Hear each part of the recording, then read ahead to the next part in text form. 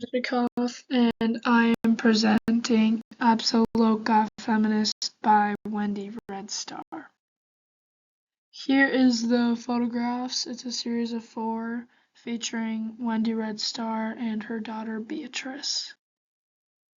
In these series of photographs called Apsáalooke Feminist, Wendy Red Star photographed herself and her daughter wearing traditional elk-tooth dresses.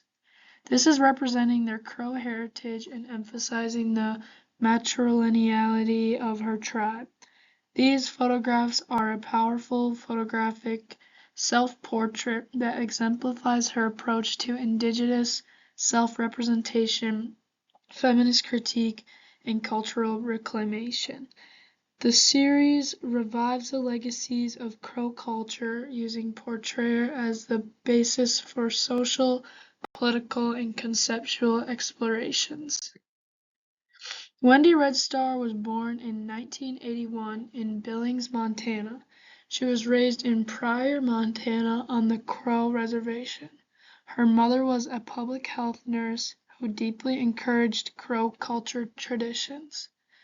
Her father was a rancher and played in a band.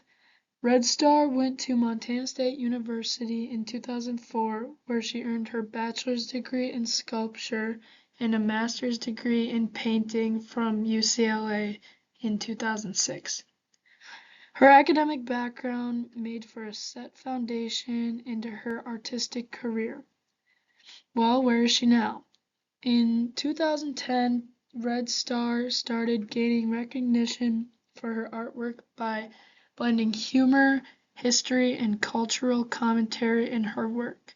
Her most popular series were The Four Seasons, The Last Thanks, Apsáalooke Roses, and 1880 Crow Peace Delegation.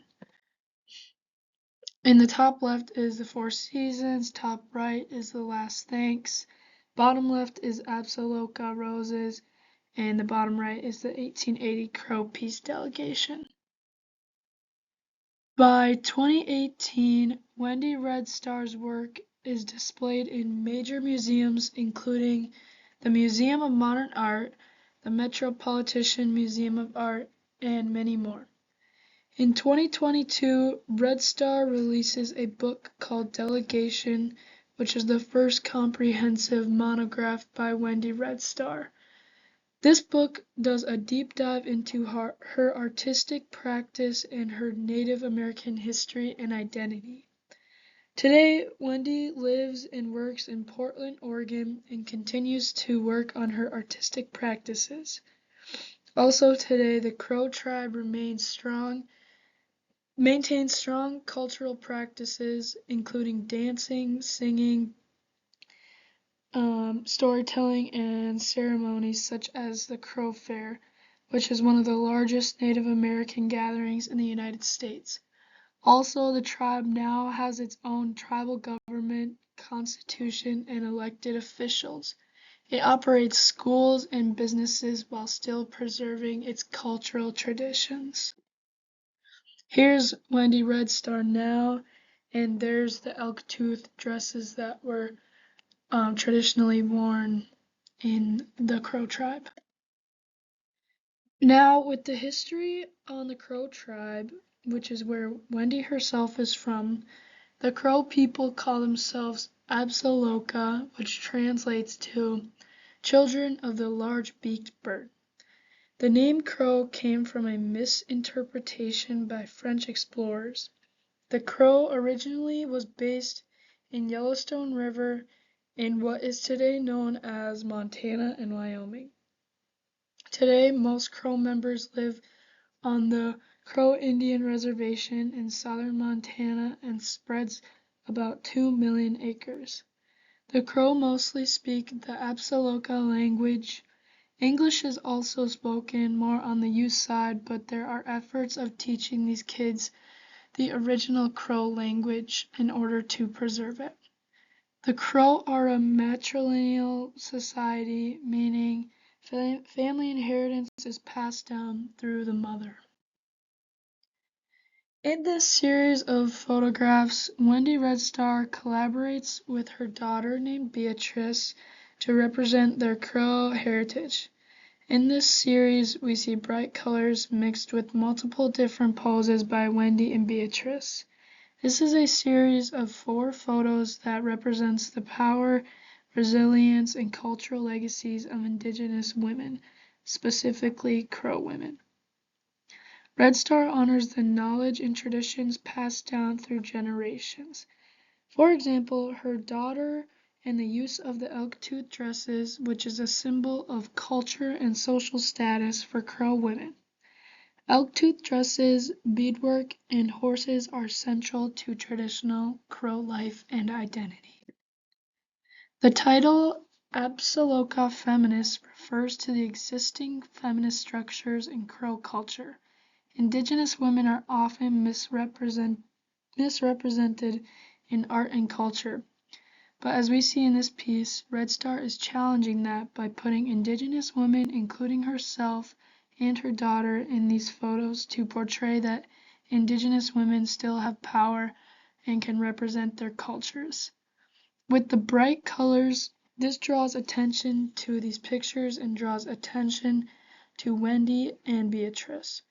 With the feature of Beatrice, her daughter, in these photos, there is a personal connection with her past and present. Knowing that Beatrice is her daughter causes viewers like me to have a deeper connection with the art. This series of photographs represents our core themes in many ways. Starting with stereotypes, we can notice the rejection of male dominance in tribes. For example, when we think back to Edward Curtis and how he often photographed men due to the fact that they were more powerful, we see that Wendy Red Star is doing quite the opposite. She is using 2 females, including herself, to portray her heritage. Now, with the elk tooth dresses, that greatly represents identity in these photographs. These dresses show wealth and status of Wendy and her daughter and also represent culture and tradition. The creation of these dresses are forms of art that have been passed down through many generations. Even just by wearing the dress, they are connecting themselves to their ancestors and keeping the tradition going. Here's Edward Curtis's portrayal of Native women, like very dark and sad. And then here's Wendy Red Star's portrayal of Native women with way more color and yeah. Generally, Indigenous women have been viewed as outsiders and had been photographed in ways that did not accurately represent themselves.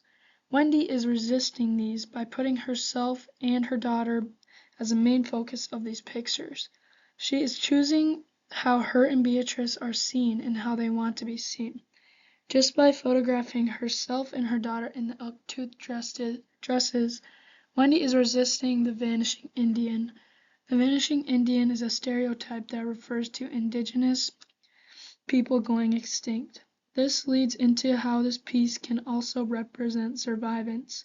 It represents survivance by continuing Indigenous identity, culture, and strength. Her work goes against the stereotypes of Native people disappearing and instead represents Indigenous womanhood.